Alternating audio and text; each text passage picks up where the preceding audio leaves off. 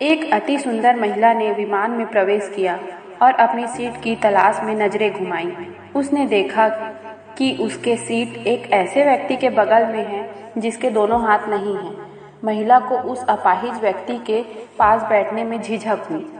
उस सुंदर महिला ने एयर होस्टेस से बोली, मैं इस सीट पर सुविधापूर्वक यात्रा नहीं कर पाऊंगी क्योंकि साथ सीट पर जो व्यक्ति बैठा हुआ है उसके दोनों हाथ नहीं हैं। उस सुंदर महिला ने एयर होस्टेस से सीट बदलने हेतु आग्रह किया। असहज हुई एयर होस्टेस ने पूछा, मैम, क्या मुझे कारण बता सकती हैं? सुंदर महिला ने जवाब दिया, मैं ऐसे लोगों को पसंद नहीं करती। मैं ऐसे व्यक्ति के पास बैठकर यात्रा नहीं कर पाऊंगी। दिखने में पढ़ी लिखी और विनम्र प्रतीत होने वाली महिला की यह बात सुनकर एयर होस्टेस अचंभित हो गई। महिला ने एक बार फिर एयर होस्टेस से जोर देकर कहा कि मैं उस सीट पर नहीं बैठ सकती, अतः मुझे कोई दूसरी सीट दे दी जाए। एयर होस्टेस ने खाली सीट की तलाश में चारों ओर नजर घुमाई, पर कोई भी सीट खाली नहीं दिखी। एयर होस्टेस ने महिला से कहा कि मैडम, इस इकोनॉमी क्लास में कोई सीट खाली नहीं है, किंतु यात्रियों की सुविधा का ध्यान रखना हमारा दायित्व है। अतः मैं विमान के कप्तान से बात करती हूँ, कृपया तब तक थोड़ा धैर्य रखें।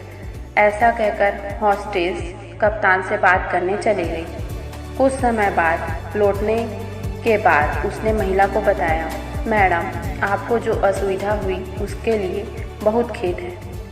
इस पूरे विमान में केवल एक सीट खाली है, वह प्रथम श्रेणी में है।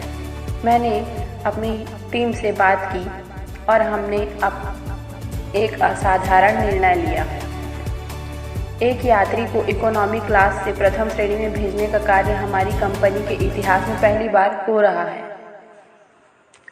सुंदर महिला अत्यंत प्रसन्न हो गई, किंतु इसके पहले कि वह अपनी प्रतिक्रिया व्यक्त करती और एक शब्द भी बोल पाती, एयर होस्टेस उस अपाहिज और दोनों हाथ विहीन व्यक्ति की ओर बढ़ गई और विनम्रता पूर्वक उनसे पूछा, सर, क्या आप प्रथम श्रेणी में जा सकेंगे?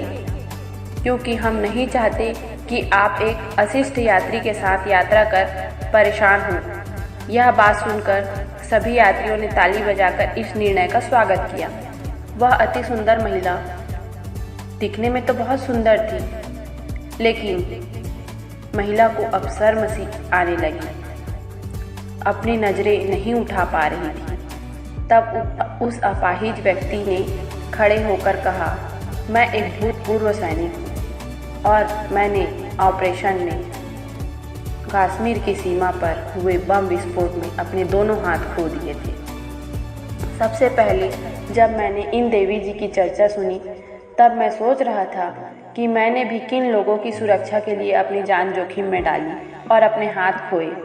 लेकिन अब आप सभी की प्रतिक्रिया देखी तो अब अपने आप पर गर्व हो रहा है कि मैंने अपने देश और देशवासियों के लिए अपने दोनों हाथ खोए।